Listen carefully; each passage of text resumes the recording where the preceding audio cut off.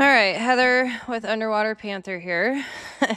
Speaking on the rebellious millennial generation, my last video will probably be the most triggering. Speaking on religion and morality. Might have to watch the comment section on that video. It'll be interesting. All right, so yeah, I'm a Native American that was raised Catholic, hardcore Catholic private school. I'm not afraid of the spiritual, religious, moral topic by any stretch of the imagination. It is all good. All right, so now we are moving into the. I gotta get my video right here. Technology. Oh, great. Messed it up already. Hang on a second. There we go. What is going on with this? Why? Okay, here we go. All right, so now that I've messed everything up. Fun times. All right, technology and medicine. This is a funner topic. Yeah. All right. So, technology and medicine when innovation entered the body. Millennials in the age when technology entered the body. So, part 1, before millennials, beforehand. Time before constant mediation, food before optimization, medicine before management. And before, when we had flip phones and T9 and all the tapes and recording the radio on tapes, kids have no clue nowadays. It is quite wild. Part 2, the transition, consoles, computers, phones, tapes, CDs, MP3s, platforms, labels, diagnostics, and protocols. Part 3, the body is sight. Part 4, moral collapse and rebuild, and part 5, after. All right, so the last before. Millennials are the last generation who remember what time felt like before it was colonized. Before notifications cut experience into fragments. Before food was engineered for speed instead of satiation, put it that way. Before medicine treated bodies as management problems, before identity followed you everywhere, before attention became a resource to be extracted. Remember when technology was something you used, not something you lived inside. This book is not about nostalgia necessarily. It's so hard. It's so hard. It is about memory as evidence. Because millennials are not simply digital natives, as we're so often mislabeled. We are the hinge generation born into analog bodies and raised into accelerating systems that entered our lives mid-development, without consent, without instruction, and without long-term study. We remember the before because we lived it. I cannot get this in. All right. Struggling. Trying to get this in. All right. So, anywho. We remember the before because we lived it. We remember boredom that had texture, mistakes that disappeared, embarrassment that faded, silence that did not mean abandonment, time that moved by events instead of alerts. And we remember that the transition not as an idea, but as a bodily experience. Every few years, the rules changed. Tapes became CDs, CDs became files, files became platforms. Controllers became touchscreens, meals became products, care became protocols. Each shift promised convenience. Each shift removed friction, each shift entered deeper into the body. What was lost was not simplicity, it was regulation. Millennials were the first generation to experience technology not just as tools, but as infrastructure. Systems that shaped how we ate, how we focused, how we learned, how we healed, how we related, and how we made meaning. Consoles trained our nervous systems through resistance and mastery. Computers taught us configuration and patience. Phones introduced availability before we were ready to be reachable. Food was optimized, medicine was accelerated, and attention was monetized. None of this happened all at once, and that's the point. It happened slowly enough to feel normal and fast enough to overwhelm a developing nervous system. So, when millennials are described as anxious, exhausted, distrustful, or disillusioned, the question is rarely asked, what did they adapt to? All right, so they are over adapted, shaped by systems that evolve faster than ethics, faster than regulation, and faster than the body could metabolize. We were taught to manage ourselves before we were taught to understand these systems managing us. This is why millennials became researchers, why we read labels, why we distrust interfaces, why we track our bodies, why we question institutions, why we split spirituality from religion, why we crave boundaries, slowness, and meaning. Not because we are fragile, but because we remember what coherence actually felt like. All right, so this book traces the moment when technology crossed a threshold, when it stopped living outside the body and began living inside it. It follows that shift through hardware, food systems, medicine, education, morality, and time itself, not as abstract trends, but as lived experience. It is a cultural history told from the nervous system outward. But because history is not only written in laws and inventions, it is written in hunger cues that no longer work, and attention spans that fracture under infinite input, and bodies that remember what systems deny. Millennials stand at a strange and necessary place in time.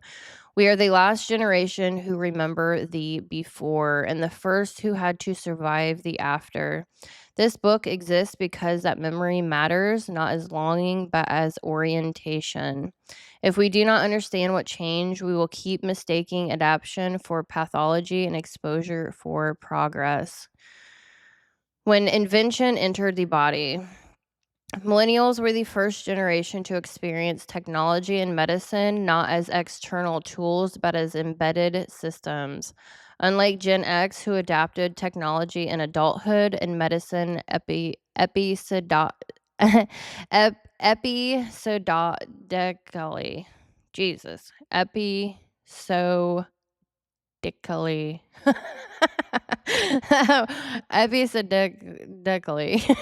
I'm like really struggling with that word. It's ridiculous.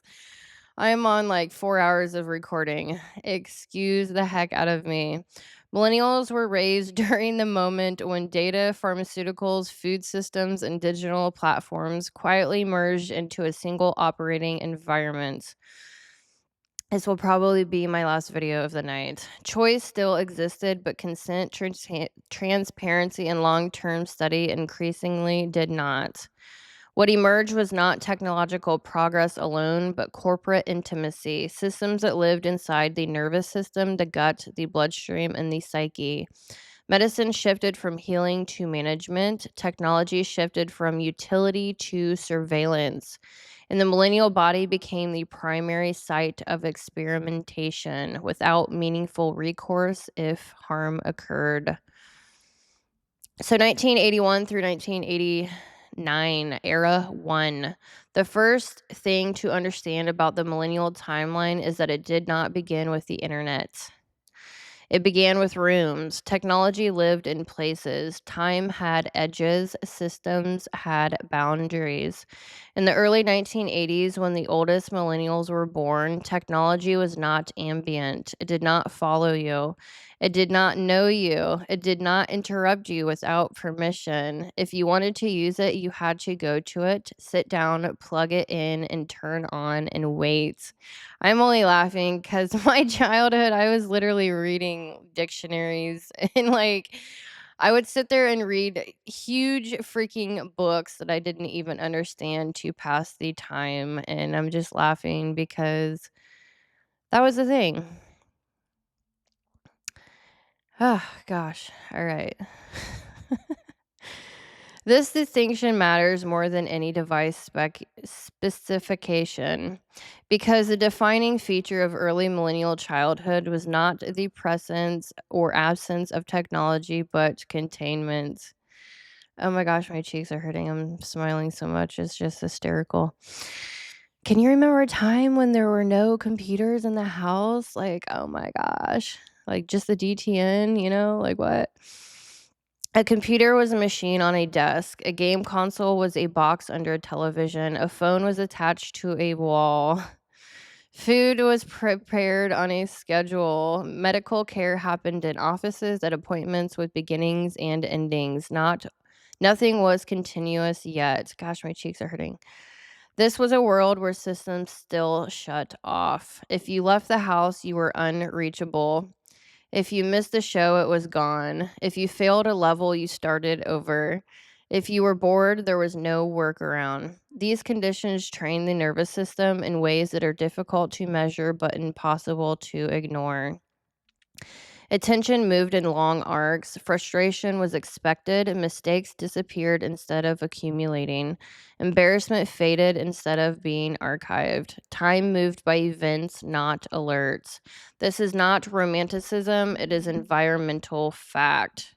In the early 1980s, the dominant technologies shaping millennial childhood were mechanical, local, and finite. Devices required physical interaction and offered limited feedback. Progress had to be earned, failure was visible, waiting was unavoidable. Dial up. Do you remember the AOL days? Food followed similar rules. Meals were still largely anchored to homes and schedules. Ingredients were fewer, sweetness had limits, eating had a beginning and an end. Hunger and fullness still functioned as meaningful signals. Medicine, too, operated in discrete encounters. Care was episodic, appointments were longer, diagnostic categories were fewer, patients were not yet data streams, treatment did not yet follow you home. All of this created a baseline state that millennials would later struggle to name but would feel acutely once it disappeared. Because what followed was not simply more technology, it was a change in how systems related to the body. But before that shift accelerated, there was a brief and vanishing window where technology still taught restraint rather than extraction. Game consoles punished impatience, computers required intention, phones did not demand availability, food did not override satiety, medicine had not yet reorganized around management. This matters because developmental is not abstract. Nervous systems calibrate to their environments. The millennial nervous system calibrated first to limits. That calibration did not disappear when the environment changed. It conflicted with it. Every phase that followed would add speed, convenience, and immersion, but it would do so on top of a body that had learned something else first. That effort precedes reward, that silence is survivable, that time does not need to be filled to be valid. This is why the millennial experience of technological acceleration is not simply adaptation. It is disruption layered onto memory. The timeline that follows is not a list of innovations, it is a record of thresholds. Moments when technology crossed from tool to environment, from assistance to architecture, from something we used to something that used us back. We begin here in the last years when systems still had edges. Because to understand what broke, you first have to understand what once held. The transition master timeline 1981 through to 2010. All right, so I have a lot more information that I probably care to make a video out of, but I wanted to have it available because I am selling this book.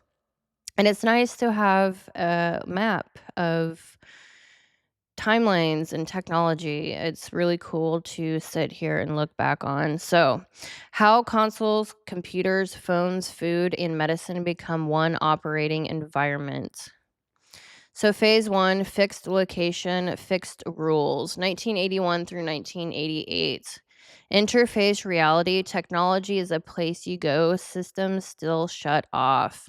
1981. Tech, IBM PC introduced. Personal computing enters cultural imagination. Food tech, FDA approval of aspartame. Industrial sweetness goes mass market. Body imprint, convenience begins entering the gut. Diet becomes an engineered concept. 1983, phones first, commercial handheld cell phone. Motorola appears for the rare and the elite. It was rare and for the elite. Body imprint availability exists in theory, but not culturally. Absence is still normal. 1984, Apple brings the GUI mouse into mainstream imagination. Body imprint, screens become intuitive, technology becomes less technical and more ambient ready. 1985, consoles, NES household era, cartridges, hard difficulty and repetition. Body imprint, regulation through resistance and mastery is earned. Late 1980s, homes, computers remain stationary and shared. Files are local and fragile. Storage is scarce. Phones, we had landlines, still dominate. Family phone is social and bounded. I am having a funny.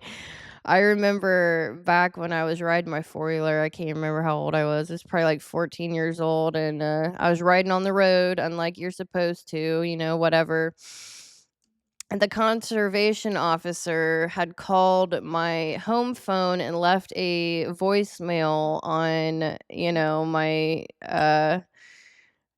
phone or whatever, and, I flew home on the four-wheeler and deleted it before my dad could listen to it. He's doing something out on the farm, and just, just times are so different. It's really hysterical. Those were the days. Okay, so back when you could delete a voicemail on a machine at your home.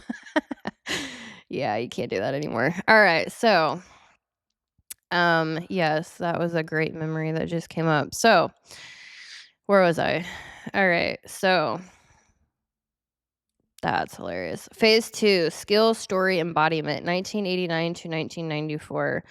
Interface reality, progress requires effort and memory, identity forms offline. 1987, medicine, Prozac approved, SSRI era becomes a defining backdrop.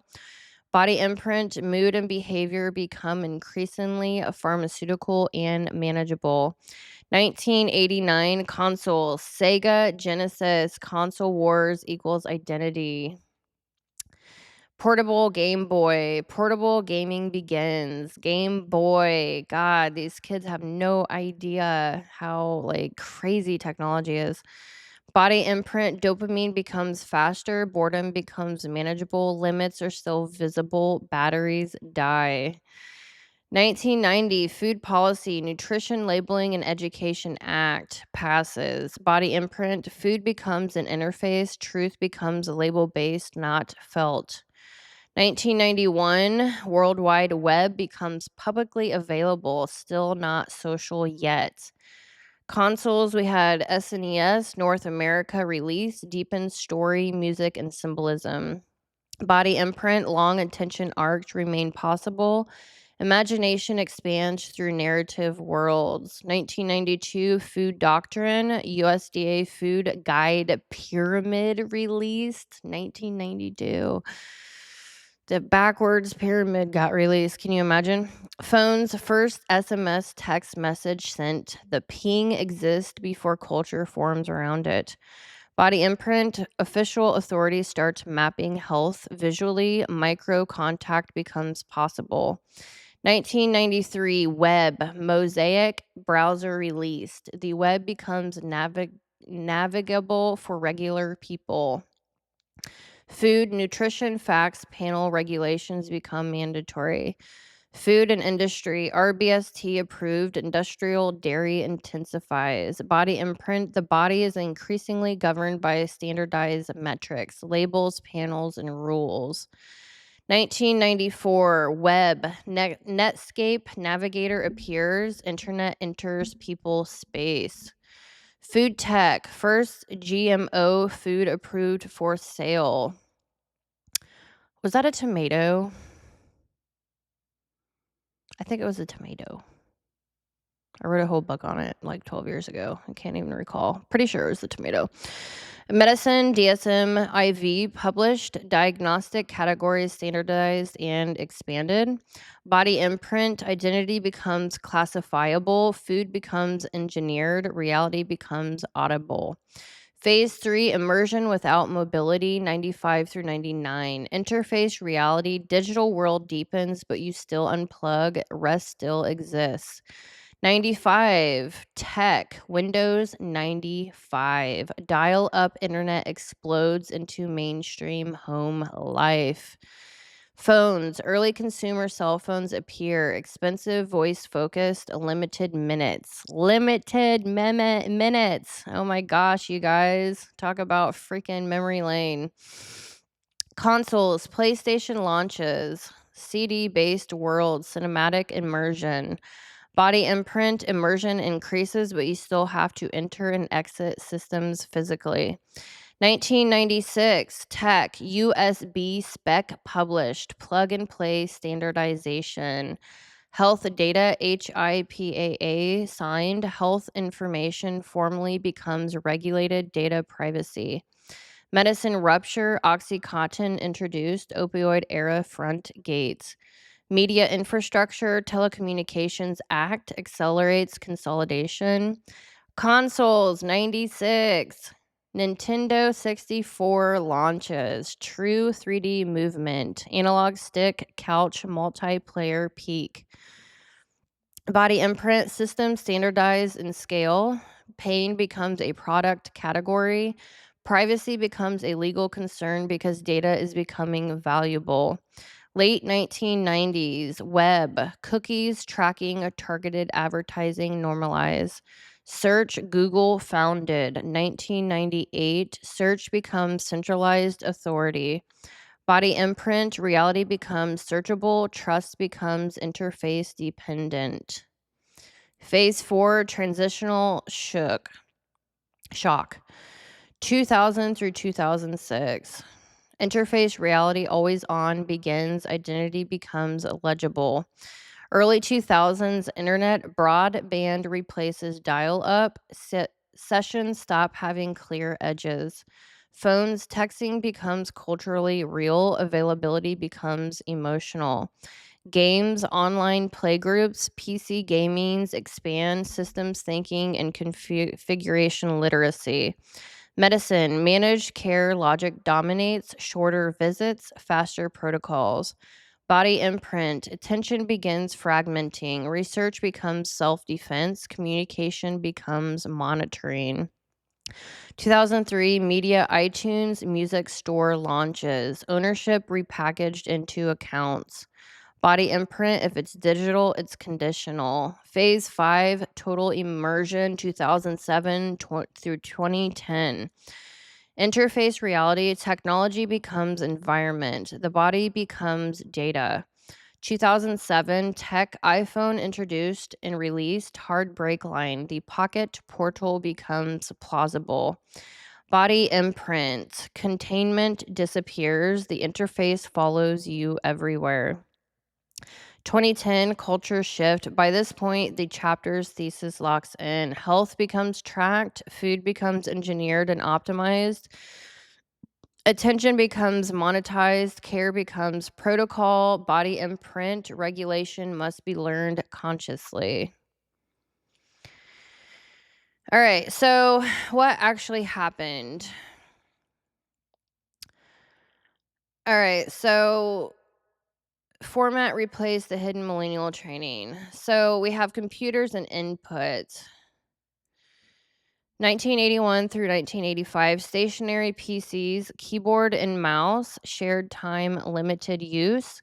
Late 1980s, computer labs and typing as a learned skill. Local files, fragile storage. Man, I think it was second grade when I started learning the keyboard. I was in a private Catholic school. I was the fastest keyboarder, and I still am. I can type 98 words per minute. It's insane and very accurately. If I can't I can type better than I can speak. That's why I write books. It's awful, but yeah, it's wild. Wild to think. I also used a typewriter. My grandparents are 81 years old currently, and I was with them a lot of the time. So I have gone through a lot of technology. It's really wild. All right, so phones, 1980s, landlines, family phone communication is bounded and social. Late 80s through early 90s, we had pagers and car phones. Mostly adults, kids still unreachable. 95 through 96, early consumer cell phones, limited minutes, no real texting culture yet. Media formats, cassettes, sequential listening, rewinding, tactile commitment. CDs skipping becomes instant. Do you remember, well, I know it's like skipping as in songs, but do you remember the the freaking portable CD players would skip and you just had to get the best kind that didn't skip? I remember mowing the yard and my freaking CD player skipping and driving me nuts. Oh my gosh. All right, so choice accelerates, attention fragments. Late 90s CD burners and mixes, replication becomes easy, value shifts from creation to distribution. I was a huge CD burner. I would burn CDs for everyone. All right, storage, floppy disk, expanding hard drives, scarcity to accumulation, curation declines. What millennials did not have growing up: smartphones, touchscreens, tablets, social media, cloud storage, constant connectivity. That's why the strain hits differently. These arrived after identity formation. And then we have the console timeline. I'm just such a geek in so many ways, especially with technology. So how millennials learned feedback, failure, and flow. So I've done a lot of different flow charts with timelines, breaking it up in different ways. 1985, the NES, 89, Game Boy, 91, SNES. Genesis era, 89 through 93. PlayStation. Who had a PlayStation? 95. Nintendo 64, 96. So, why this matters: before algorithms trained attention, controllers trained agency through resistance. Games ended, systems shut off, failure taught regulation without shaming or surveillance. What millennials learned in their nervous systems, not just their brains. None of this happened all at once. That's the point. It happened slowly. So, yes. All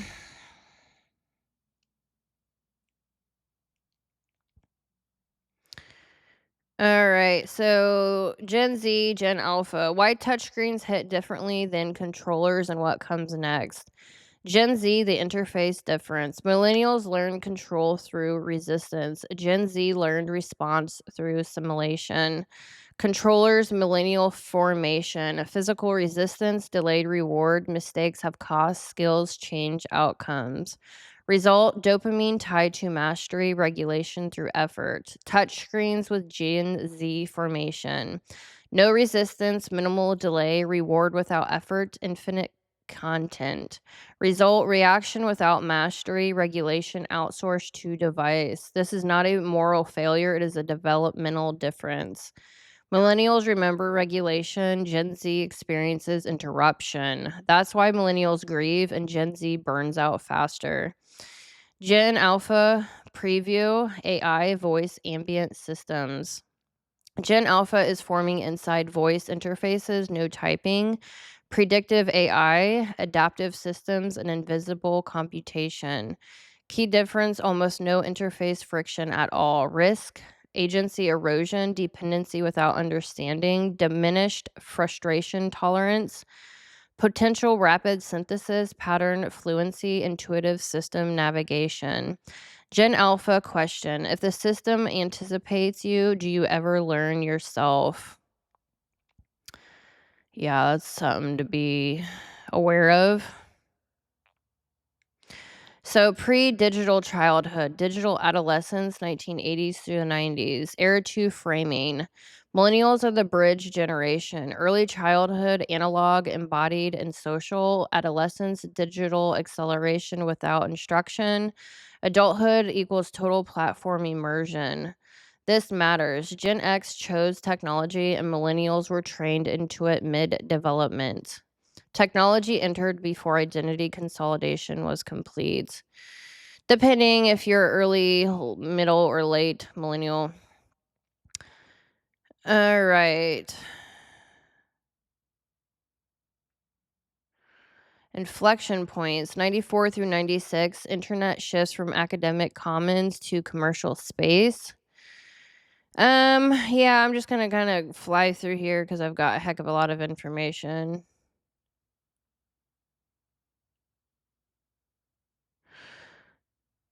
It's just interesting to go through this. Yeah, it's so wild the technology we went through. So we had millennials didn't grow up digital. They grew up through relentless format replacement. Computers and input devices, 81 through 95, IBM PC, Apple. Computers are stationary. We then introduced keyboards and mouse. Yeah, late 1980s, home computers became more common. Typing becomes a learned skill. Files are local, fragile, and erasable. Impact mistakes feel permanent. Saving matters. Saving matters. I'm constantly saving. When I'm writing these books, I constantly save. I am not ever making that mistake again. 93 through 96, Windows 3.1 to Windows 95. That is insane. Phones from wall to pocket. 1980s landlines only. Shared family phones. Conversations are audible, interruptible, and social. Communication is public and bounded. 83 first commercial cell phone. Let's see. 1995 early consumer cell phone emerges. That's wild. Media formats.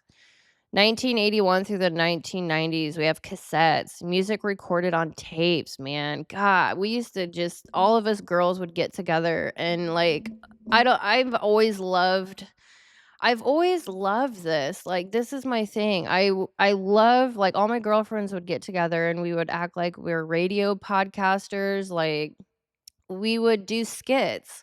We would get together and do skits. We'd do like cheerleading, dancing, like news. We'd act like we were doing the weather. We would dress up and like film stuff on these big, bulky cameras. Like, I've always, we'd do music videos. Like, wow. But yeah, cassette tapes. Like, we'd literally act like we were radio hosts and we would talk for a while and then we'd play a song. And this is all like we would like record it on a tape. So crazy. Physical rewinding, songs experienced sequentially. Listening trains patience, memory, and commitment. 1982 compact disc CD introduced. Late 1980s. CDs slowly replaced tapes. Ability to skip tracks instantly. Music becomes clear, less tactile. 1990s CD burners emerge. Mixed CDs replace mixed tapes. Ownership begins separating from creation. Yeah, screens from event to background. 1980s, one TV per household, often one room. Scheduled programming, watching is collective. Early mid 1990s, cable TV expands rapidly. Multiple TVs per home. MTV, Nickelodeon, 24-hour programming. MTV, man, like, yeah, media becomes ambient. And then when we talk about storage, yeah, millennials did not grow up with smartphones, like I said, all of that good stuff. So the cumulative effect. Millennials live through retraining cycles. Every few years, constant format replacement, skills become obsolete mid-development, rules changing without instruction, adaptability, skepticism, rapid pattern recognition. Yep. So medicine shifts from healing to management as such a huge, I mean, yeah.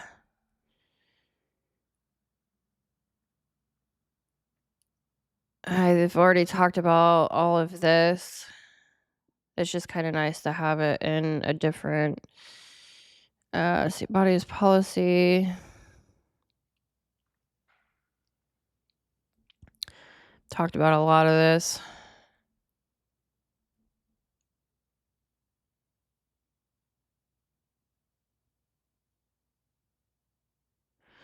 Yeah, so talked about this in the other video. I don't really want to go through this.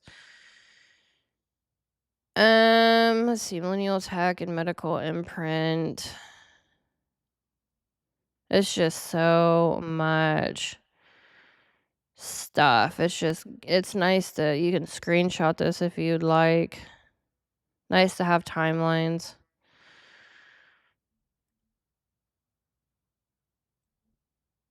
I really outdid myself, but it's so nice to go back and just look at what the heck the millennials have gone through. All right, so I think I am going to skip all of this and probably go to the next section. It was kind of neat to just compare different generations in technology.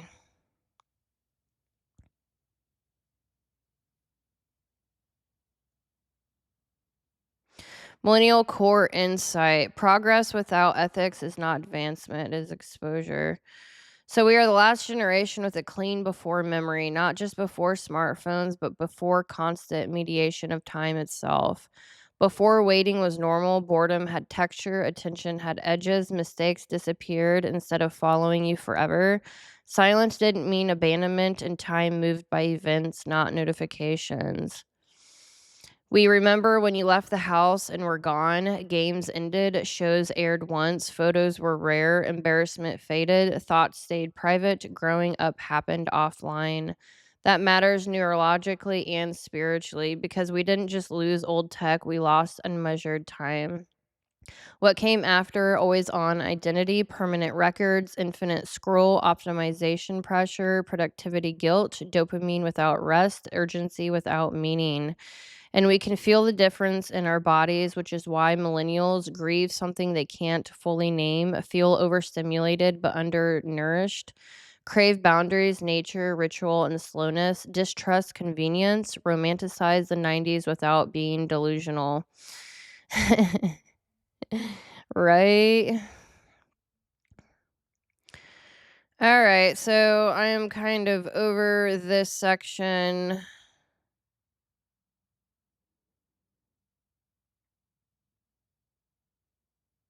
And I think I'm going, oh yeah, AIM and AOL. Game consoles. Where'd that go? Dial up access was an event. The internet did not yet live in pockets or palms. It announced itself loudly, interrupted phone calls, and required patience. You waited for tones to handshake. You hoped no one picked up the phone. Going online meant going somewhere, physically and psychologically. AOL, the internet with walls. America Online did not present itself as infrastructure, it represented itself as a place. You entered rooms, you chose names, you followed rules. Moderation existed, exit existed. This trained millennials in boundary awareness, context switching, public versus private separation. The internet was social, but it was not omnipresent. AIM presence became emotional. Instant messenger changed everything quietly. For the first time, availability became legible. Someone could be online and not respond. Someone could disappear without explanation. Someone could leave a message that said everything or nothing. Millennials learn to read subtext, tolerate delay, manage ambiguity, feel rejection without metrics. Away messages became emotional placeholders, boundaries without confrontation. This was attachment during under delay, training under delay, not stimulation. MySpace identity goes public. MySpace was the first time many millennials curated a public self, but it was chaotic by design. Profiles were messy, music autoplayed, HTML broke things, expression mattered more than coherence. There were no feeds demanding constant output, no algorithms ranking worth, no performance treadmill. Oh my gosh, I'm having so many memories flood back on MySpace. Ah, gosh, I just had such a good memory. You visited people, you didn't broadcast yourself continuously, excuse me. Oh my gosh. Medicine in parallel. I don't think I really want to talk about that. The rupture, 2004 through 2012. The rupture did not feel like a betrayal at first. It felt like convenience. When Facebook expanded beyond universities, it promised connection without friction. When smartphones arrived, they promised access without effort. When feeds replaced pages, they promised relevance without searching. What they removed was containment. Facebook identity becomes persistent. I don't even do Facebook or Instagram or anything. Facebook ended the separation between online and offline identity. Names replaced handles, timelines replaced moments, and memory stopped fading. For the first time, embarrassment archived, relationships quantified, and presence expected. Logging off stopped meaning absence. Instagram performance replaces expression. Instagram removed a mess. Visual coherence became currency. Engagement became feedback. Worth became visible. Expression narrowed. Comparison intensified. The nervous system shifted from am I connected to am I performing well? I don't do TikTok. Time disappears. TikTok removed intention entirely. No entry ritual, no exit signal, no resistance. The body no longer decides when stimulation ends. This is not entertainment, it is temporal capture. All right, so I'm exhausted. I am going to do relationships and marriage and gender roles. This is extremely important. This is what I really wanted to get to. Technology is always really fun. And so, anyways, I am done filming for the night. I am absolutely exhausted. Um, that was fun going down memory lane. I'll tell you that much. Anyways, hopefully you enjoyed this video. I am very tired, so I flew through a lot of that. And I did want to put a lot of pictures in here, but I didn't. So yeah, it is what it is. So anyways, hopefully you enjoyed this video and had some laughs and went down memory lane. Yeah, feel free to comment thoughts and feelings, and I will see you in the next video for the relationships, marriage, and gender roles and for the millennial generation. Holler, holler, holler. All right. Take care.